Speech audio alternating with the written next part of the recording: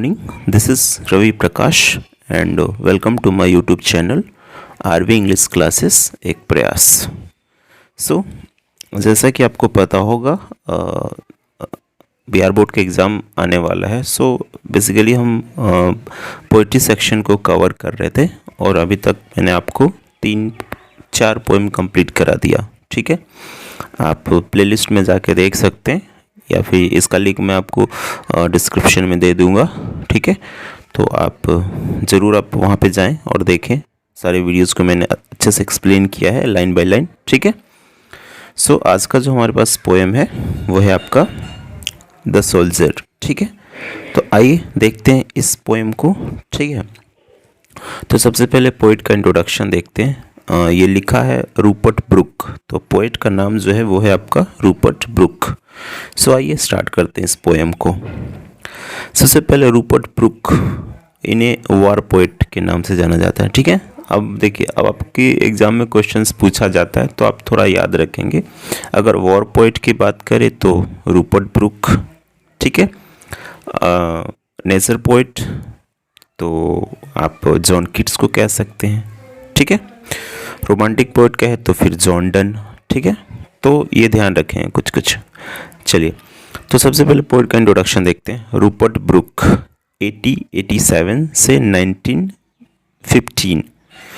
बड़ा ही कम life span है इनका। इनका जन्म हुआ 1887 में और इनकी जो डेथ हुई है 1914 में। ठीक है, was born in a well to do academic family. Well to do academic कहने का मतलब बिल्कुल एजुकेटेड फैमिली में इनका जन्म हुआ है। और बिल्कुल मतलब जैसे इसके पहले जो हम देखे थे कुछ ऐसे पोएट थे जिनका बैकग्राउंड अच्छा नहीं था, एजुकेशनल बैकग्राउंड नहीं था। लाइक अगर आपने देखा होगा स्नेक D.H. लॉरेंस। ठीक है, तो उनके फादर जो है कोल माइन में काम करते थे। ठीक है, तो ऐसा कुछ इनके साथ नहीं था। मतलब ये अच्छे खासे परिवार में इनका जन्म हुआ था, पढ़े लिखे। His father was a house master at Rugby school where Rupert was educated before going to King's College Cambridge. ठीक है, तो इनके पिता जो थे वो प्रिंसिपल थे रग्बी स्कूल के, जहाँ पे रूपर्ट ब्रुक का जो बेसिकल प्राइमरी जो एजुकेशन स्टार्ट हुआ वहीं पे हुआ। उसके बाद फिर ये किंग्स कॉलेज चले गए कैम्ब्रिज में। ठीक है, फिर कहता है कि W.B. ईट्स, ये आपका विलियम बटलर ईट्स है। ठीक है, ये 50 मार्क्स में एक आपका पोएम था the lake isle of Innisfree, तो उन्होंने लिखा है। ठीक है, तो कह रहा है कि W.B. Yeats the famous poet describe him as the handsomest young man in England.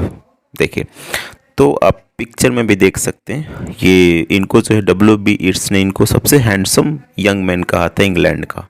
ठीक है, he assumed a symbolic role that eventually turned into the myth of a young and beautiful foreign warrior. ठीक है, तो उन्हें आप एक symbolic के रूप में एज्यूम कर सकते हैं, जो कि जो बेसिकली जो यंग मैन होता है, ठीक है, वो एक जो है ना वॉरियर में बदल गया। ठीक है, मतलब एक तो इतने हैंडसम, ये चाहते तो किसी और फील्ड में भी जा सकते थे।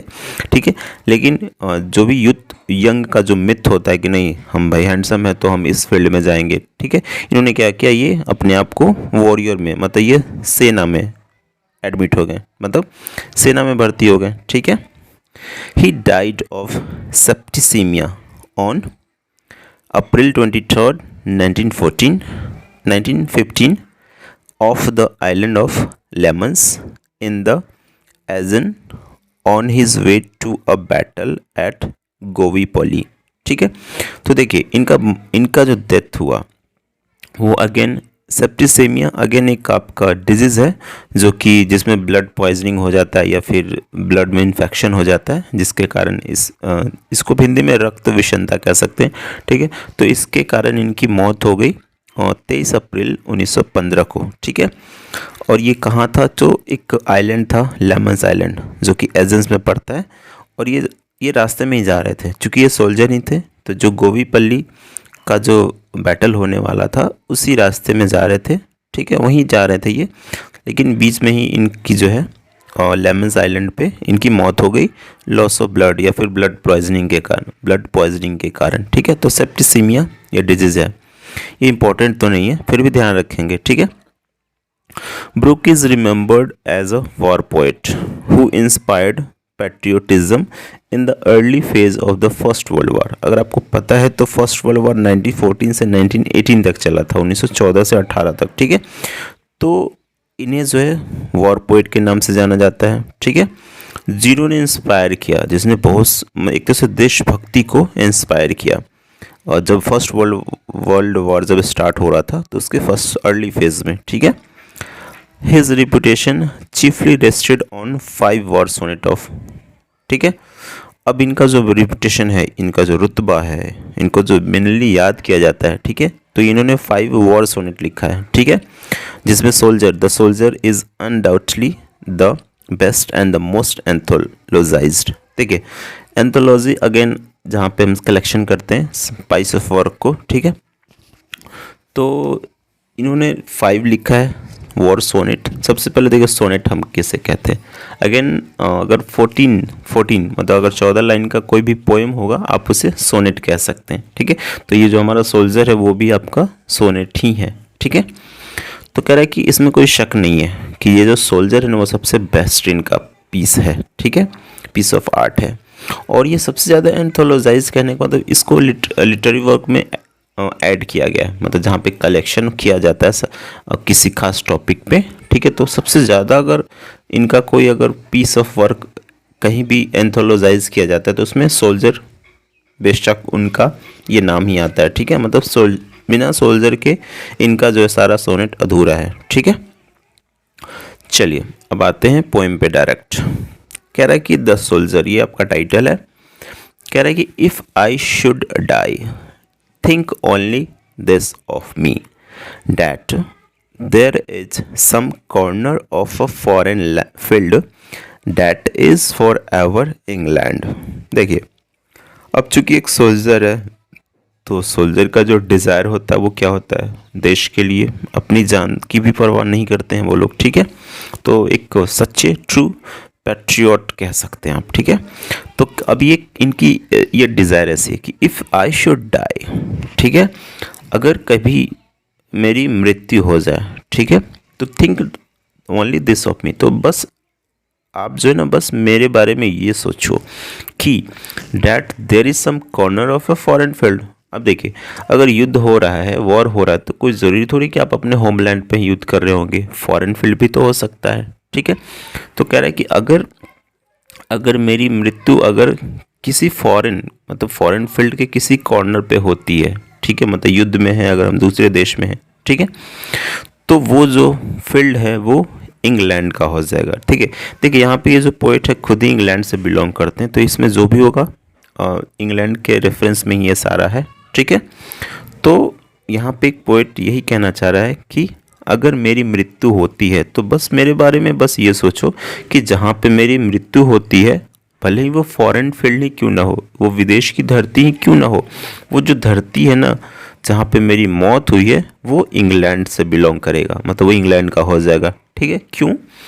There shall be in that rich earth a richer dust concealed. देखिए, एक तो भाई मिट्टी कहीं की भी हो, सबका अपना अपना मदरलैंड होता है। ठीक है, मातृभूमि होती है, तो सबको अपना मातृभूमि प्यारा होता है। तो कह रहे हैं कि भाई वो एक तो अर्थ है, ठीक है, उसमें रिचर डस्ट, मतलब अब चूंकि हम इंग्लैंड से, ये पोएट जो इंग्लैंड से बिलोंग करते हैं, ठीक है, तो उससे कहीं धनी, ठीक है, मतलब कहीं प्योर जो डस्ट है, धूल है, उसमें वो मिक्स होगा।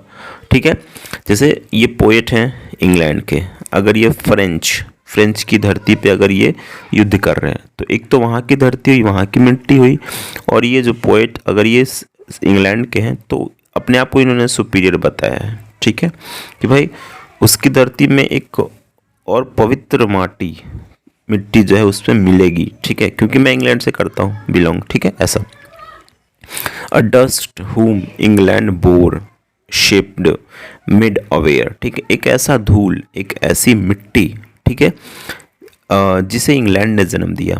ठीक है, मतलब एक ऐसा धूल ठीक है। अब चूंकि हमारा जो बॉडी है वो 5 एलिमेंट से मिलके बना है, ठीक है, उसमें मिट्टी भी आता है। तो कह रहे कि ये जो मिट्टी है ना वहाँ की है जिसको इंग्लैंड ने जन्म दिया, मतलब जन्म हुआ इंग्लैंड में, तो इंग्लैंड में जन्म हुआ है तो ठीक है। तो बोर मतलब बर्थ होता है, ठीक है। शिप्ड मतलब पले बढ़े। मेड अवेयर हम सचेत हुए, हम जागरूक हुए, हम कुछ सीखें, ठीक है। Give once her flower to love, ठीक है, जिसने दिया अपने फूलों को प्रेम करने के लिए, ठीक है। हर वेज टू रोम मतलब अपने रास्ते उसने दिए टहलने के लिए, चलने के लिए, ठीक है।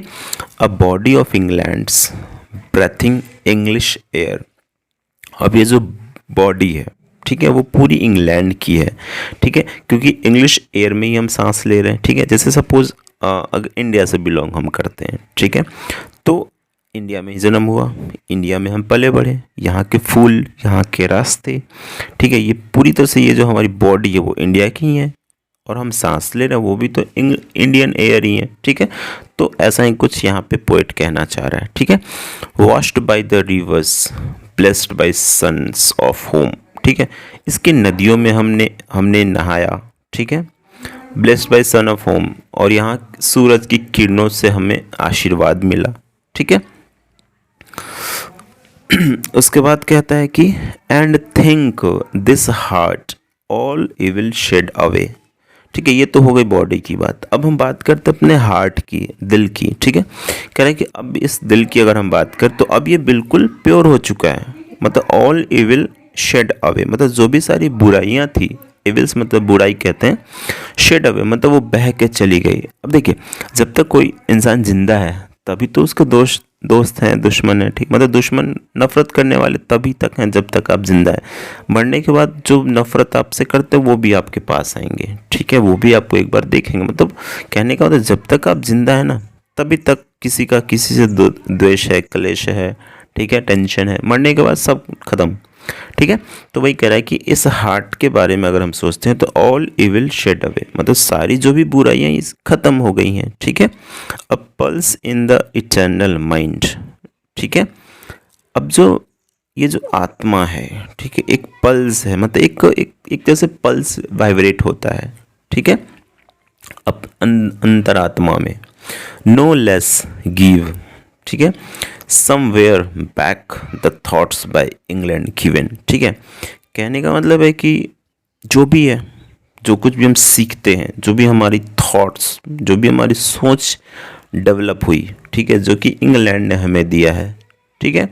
तो कहने का मतलब है कि आपका शरीर तो यहीं रह जाता है, ठीक है, तो मतलब लेके आप कुछ नहीं जा रहे हैं, ठीक है। मतलब कहने का मतलब कहीं ना कहीं आपका सारा जो भी है सोच सब यहीं रह जाता है, ठीक है।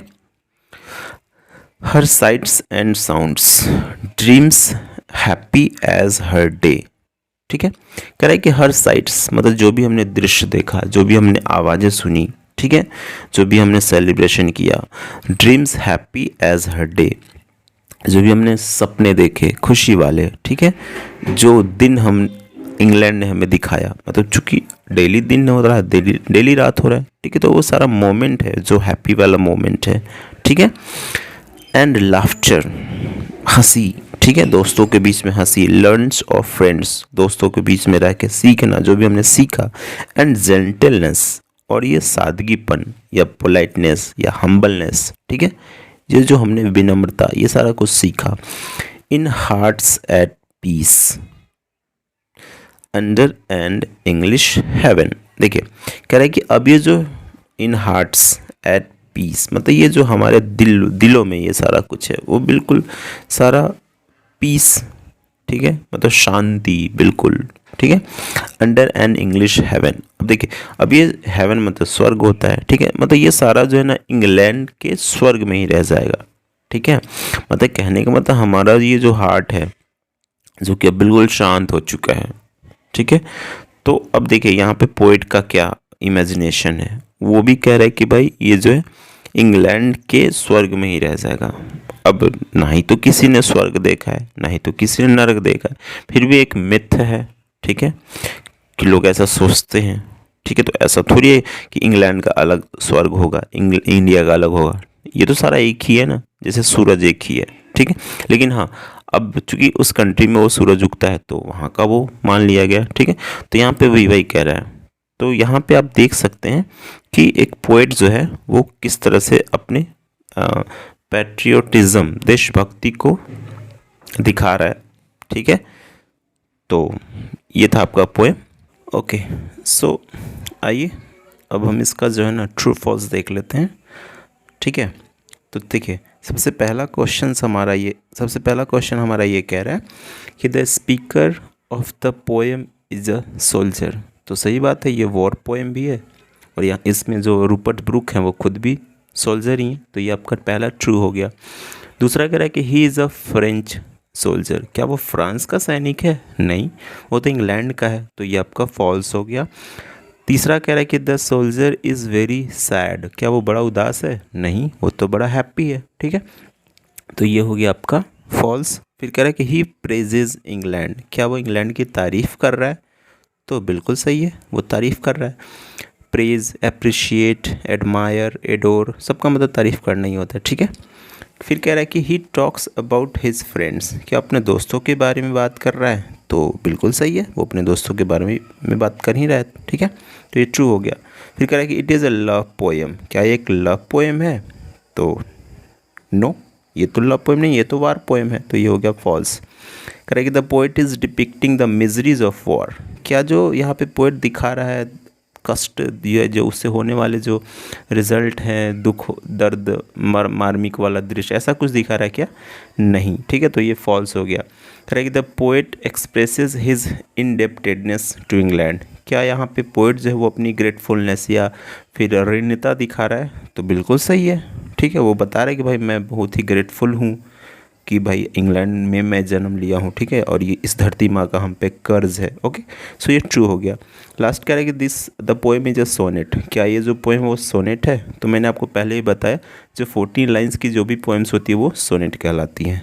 ओके, सो ये था हमारा ट्रू फॉल्स। अब देखें, आप इसका क्वेश्चन आंसर आप खुद से कर लेंगे, ठीक है। मैं आपको थोड़ा सा इसका ग्लोसरी और नोट्स में जो वर्ड्स है उसको मैं कर लेता हूँ। पहला फॉरेन है। फॉरेन मतलब आप समझते हैं जो कि फॉरेन लैंड होता है, विदेशी। कॉन्सील मतलब यहाँ पे हिडन की बात कर रहे हैं, ठीक है। देखिए, छुपा हुआ। वैनिशस का मतलब भी हिडन ही है यहाँ पे। ऐसे तो वैनिश का मतलब गायब हो जाना है, लेकिन यहाँ पे जो है वो हिडन है, ठीक है। फिर बोर जैसा कि मैंने आपको पोएम के वक्त भी बताया था, बर्थ, ठीक है, गिव बर्थ जिसको हम कह रहे हैं, ठीक है।